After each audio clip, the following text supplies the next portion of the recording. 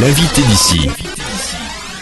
Et notre invitée, c'est Karine Berger, députée très médiatique, on peut le dire, de la première circonscription des Hautes-Alpes. Il y a des bons côtés et des moins bons côtés à être exposés médiatiquement. On peut évoquer ça pour vous lancer sur ce sujet, puisque ça a fait le buzz, que les gens en ont pas mal parlé. C'est vrai que lorsque, comme vous, on a finalement la chance, et c'est peut-être, vous l'aviez dit une fois, une chance aussi pour le département, hein, d'avoir cette exposition au niveau national. Bon, quelquefois, il y a aussi un petit peu des tacles qui surgissent ci et là, hein.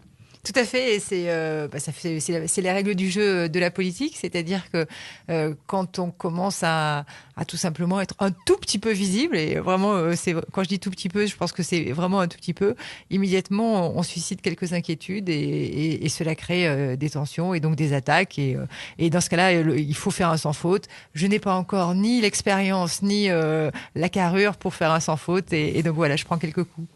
Ouais, l'épisode, entre autres, c'est l'épisode Facebook, là, c'est ça, non, Twitter. Twitter, hein, voilà, Twitter, voilà. parce qu'il y a beaucoup de gens dans notre département qui m'ont demandé, mais c'est quoi ce tweeter? Ils voyaient vraiment pas ce que c'était. C'est vrai que ici, les gens connaissent bien Facebook, mais peut-être un peu moins Twitter. Et donc, c'est vrai que la polémique était parigo-parisienne et a été traitée presque chez nous de manière abstraite. Voilà. Allez, parlons un petit peu des nombreux sujets qui vous concernent. Vous êtes très investi dans l'économie. Vous venez de sortir cet ouvrage, hein, La France contre-attaque, qu'on a déjà évoqué évidemment en détail sur nos ondes. Quel accueil vous avez reçu sur cet ouvrage? Alors, on a reçu avec Valérie Rabault, qui est députée de Montauban, un très bon accueil de la part des entreprises.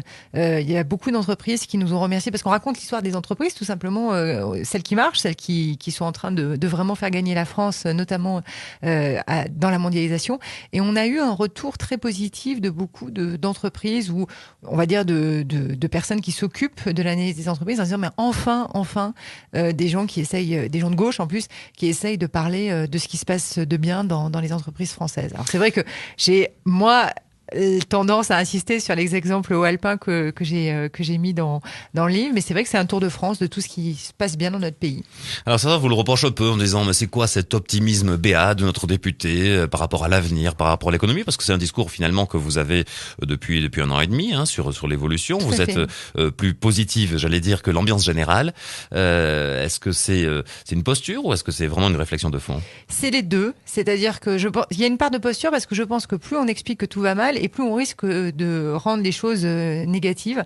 Il y a une forme de danger à systématiquement voir les choses qui se passent mal, même si évidemment il y a des difficultés et il ne faut pas se les cacher, mais ne voir que les difficultés et surtout critiquer son pays, son territoire au travers simplement de ce qui se passe mal, c'est dangereux et c'est destructeur. Et puis par ailleurs, je suis vraiment quelqu'un de convaincu du fait que notre pays, nos territoires ont des atouts extraordinaires, que l'on n'en parle pas assez, que ces atouts, quand on les regarde, sont déjà en action, que ce qui a été l'engagement du président de la République de faire baisser le chômage, de faire repartir la croissance, de créer de l'emploi et de l'emploi industriel dans le pays, c'est en train de se produire. Et donc, je voudrais aussi que les Français regardent cela de manière un peu plus apaisée et que tous ensemble, on s'interroge sur la façon de sortir de la crise plutôt que de parler exclusivement de tout ce qui va mal. Vous êtes souvent dans les arcanes du pouvoir, ne serait-ce que évidemment par votre mandat déjà à l'Assemblée nationale, mais aussi par vos relations. Cette ambiance gouvernementale compliquée depuis la rentrée, vous la ressentez comment? D'abord, est-ce que c'est aussi peut-être avant tout médiatique, ou est-ce que vous le ressentez aussi sur le terrain à vos rencontres, ce doute finalement de la population vis-à-vis de ce gouvernement et du président? Je pense qu'il y a quand même beaucoup de médiatique. Je n'ai pas l'habitude de critiquer les médias et encore moins les journalistes parce que j'estime que tout le monde doit faire son métier et que la presse est libre en France. Je crains tout de même que la presse parisienne soit particulièrement, joue un rôle un peu dangereux, qui est de systématiquement passer de côté les messages principaux pour se concentrer sur ce qui fait potentiellement polémique. Les gens que je rencontre, avec qui je discute, sont assez agacés par ce côté je vais systématiquement chercher ce qui cloche. Pour autant, les couacs, par exemple, gouvernementaux, les différentes oppositions sont claires et nettes. Il ne s'agit pas du tout de limiter mes propos à cela. Il y a eu des problématiques de communication de la part du gouvernement, de la majorité. Je me mets dans le lot, évidemment. Et c'est quelque chose qui est qui n'est pas vraiment excusable quand on a la responsabilité d'un pays à redresser. On a lu des critiques également concernant les conseils que vous avez pu donner au ministre de l'économie, etc., dans le travail que vous avez réalisé sur le thème. Bon, finalement, est-ce que vraiment c'était la bonne posture que celle que vous avez conseillée finalement, c'est ça? C'est-à-dire la question du déficit. Oui, voilà, en la particulier. question du oui. déficit. Moi, je reste, et je sais que c'est quelque chose de compliqué à défendre aujourd'hui, mais je reste persuadée que nous devons à tout prix réduire notre déficit public le plus vite possible. La dette pour nos concitoyens, pour nous tous, hein, pour vous, Jean-Marc Passeron, pour moi, c'est quelque chose que nous devrons payer un jour ou l'autre. Voilà, il n'y aura pas de porte de sortie, il n'y aura pas de miracle qui va se produire. Donc, il faudra payer. Si c'est pas nous qui payons, ce sont nos enfants, c'est encore pire. Et par ailleurs, dans ce moment où on a l'impression qu'on n'a plus trop envie de rembourser nos dettes, eh bien, il y a le risque que plus personne nous fasse confiance. Et ce moment-là est très dangereux pour le pays, pour la souveraineté du pays. L'important, c'est de garder les rênes, de garder la main, de décider nous-mêmes ce que nous voulons faire et la façon dont nous voulons le faire. C'est pour ça que j'ai plutôt plaidé pour une réduction rapide de la dette de ce pays et que je continue à plaider pour cela. Alors avec un sujet qui évidemment concerne au premier chef nos auditeurs, les prélèvements obligatoires, les impôts, etc. Ce ressenti qui est de dire est-ce que ce gouvernement charge pas trop un petit peu la mule pour prendre cette formule familière? Alors, il faut vraiment rétablir la vérité. Il y a des augmentations d'impôts qui ont eu lieu en 2011-2012, notamment d'impôts sur le revenu, qui ont amené beaucoup de gens à commencer à payer l'impôt sur le revenu alors qu'ils ne le payaient pas avant.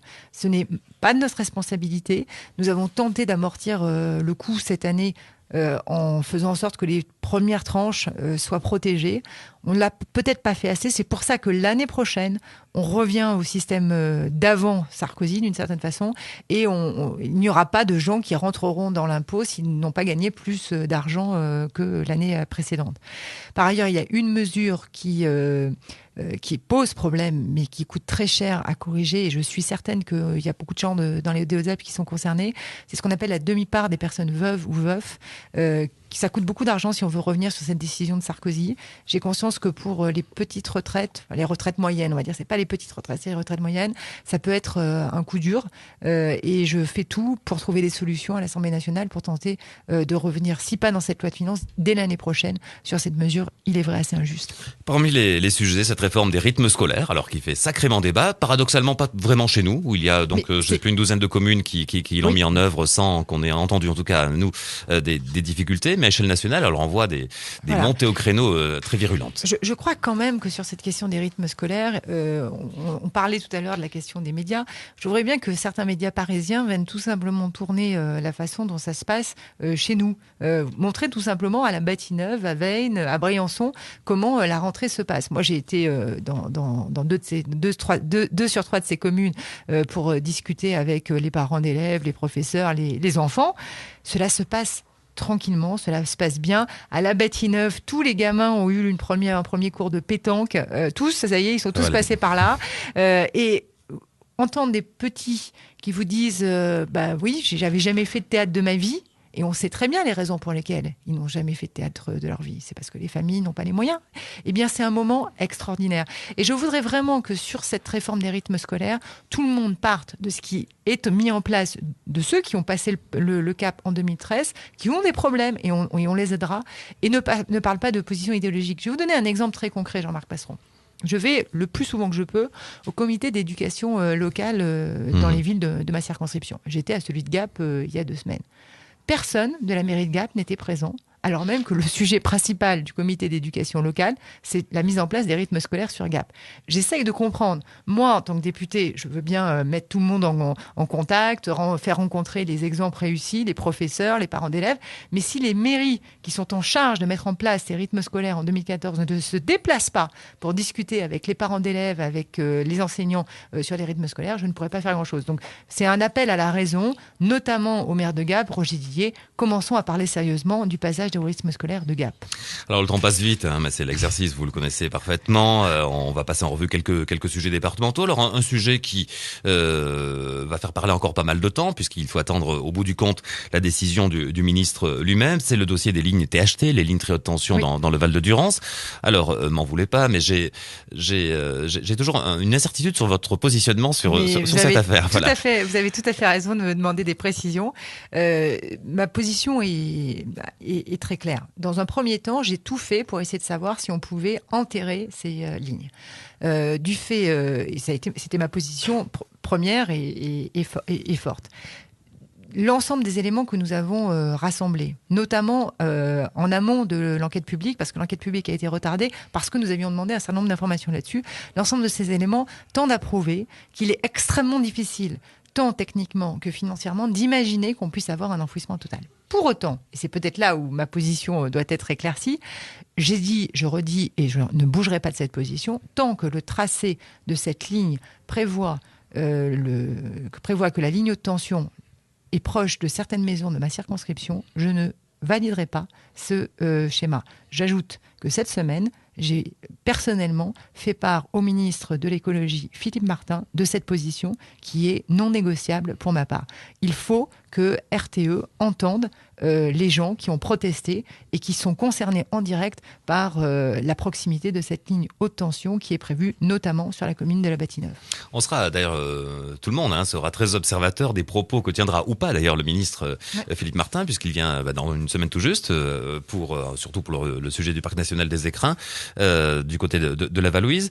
Ça a été l'un des sujets d'ailleurs un peu de la rentrée, ce débat sur la place du parc national des Écrins, le poids qu'il laisse finalement au développement économique, ce qu'il empêche de faire. On a entendu les représentants des patrons dire mais finalement est-ce qu'on gèle pas l'avenir du territoire? Quel regard vous avez sur ce dossier qui vous concerne un peu moins? C'est pas vraiment votre circonscription. Je serai concernée j'espère un jour par le parc national des Baronnies. Donc je regarde avec par se faire. Je regarde avec beaucoup d'attention les débats qui se nouent sur les parcs nationaux du nord du département. L'équilibre est nécessaire. Tout le monde, il ne peut pas y avoir des gagnants sur tous les terrains. Nous choisissons d'avoir une partie de notre territoire qui est dédiée au développement économique, aux entreprises et tout simplement à la vie économique et au dynamisme économique. Mais dans le même temps, ce territoire doit être un territoire qui a des symboles forts, des marques de fabrique fortes, sur la nature, sur ce qui fait notre spécificité de faune et de flore. Je pense véritablement que tout le monde doit revenir à la raison et il n'y a pas de vision sectaire du parc national des Écrins vis-à-vis de certaines volontés de développement économique. Au contraire, je pense que c'est un formidable atout pour le tourisme dans notre département. Un petit mot sur les baronnies, vous l'évoquiez. Oui. Donc, c'était un projet de parc qui existe depuis une dizaine d'années, oui. qui a finalement échoué à ce stade. Vous êtes prêt à vous engager pour relancer le dossier? Pour l'instant, il est bloqué parce que simplement, je crois, je ne sais pas si c'est une majorité, mais un nombre important de communes s'y sont opposées. C'est un peu technique. Disons que les décisions actuellement pour créer des parcs nationaux nécessitent quasiment une unanimité totale.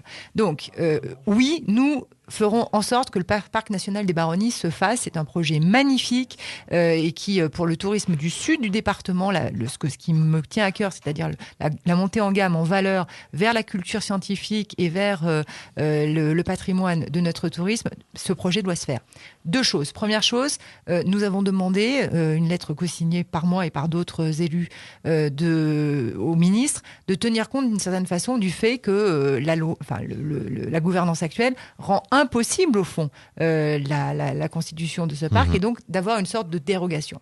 Si nous n'obtenons pas cette possibilité-là, qui c'est vrai pour un ministre est compliqué, il y a un projet de loi qui va arriver à l'Assemblée nationale et qui donne l'opportunité de modifier les règles de gouvernance, de décision, de création des parcs nationaux. Inutile de vous dire, Jean-Marc Passeron, que je serai dans l'hémicycle nuit et jour pour intervenir sur ce sujet-là et peut-être, je l'espère, débloquer une situation qui est grotesque puisque c'est en fait la politisation du dossier du côté de la Drôme qui a essentiellement bloqué le sujet.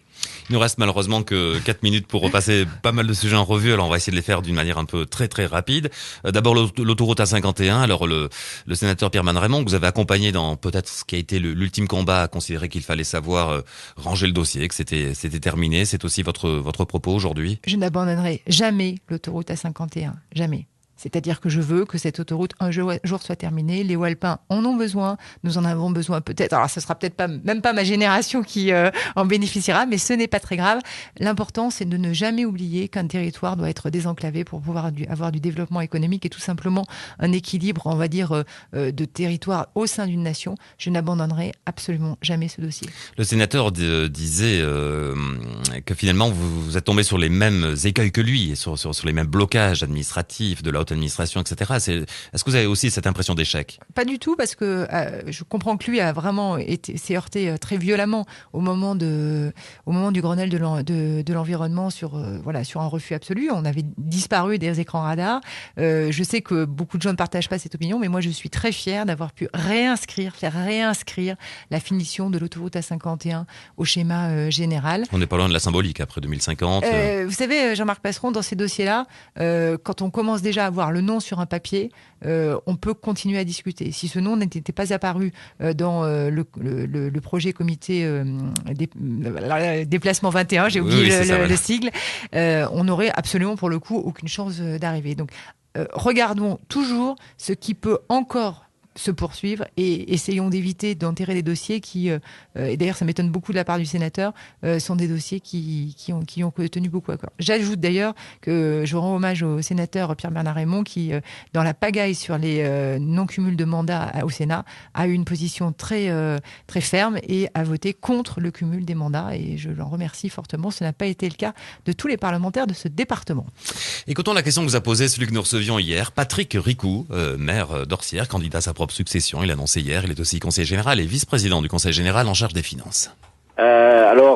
Ma question, c'est en tant que député, membre de la majorité présidentielle, pensez-vous que nous puissions un jour voir évoluer les choses et voir un petit peu les procédures et se simplifier et dans ce contexte de crise, de difficultés économiques, je pense qu'il y a vraiment matière à nécessiter d'amener un peu de souplesse et de facilité à tous ceux qui veulent entreprendre ou conduire des projets. Donc voilà, j'aimerais avoir son sentiment par rapport à cela. Alors, c'est une question très importante. Moi, je suis très attachée au développement des PME. Je vais envoyer à Patrick Ricou mon bouquin, La France contre-attaque. Il faut effectivement simplifier. Je vais vous donner un exemple très concret. Je réponds comme ça. Patrice Renouf, c'est presque le même nom, c'est Patrice Renouf, le patron du bâtiment. Le président de la Fédé du BTP. Voilà, dans le 05, m'avait demandé, il y a quelques mois, de faire quelque chose sur une règle absurde de l'administration fiscale, qui est que quand une entreprise a un client qui lui doit de l'argent, si cette entreprise ne réclame pas un dédommagement au client en question, elle peut avoir un redressement fiscal. C'est-à-dire que c'est celui qui, au fond, donne un peu de marge de manœuvre à son client qui peut être puni par le fisc.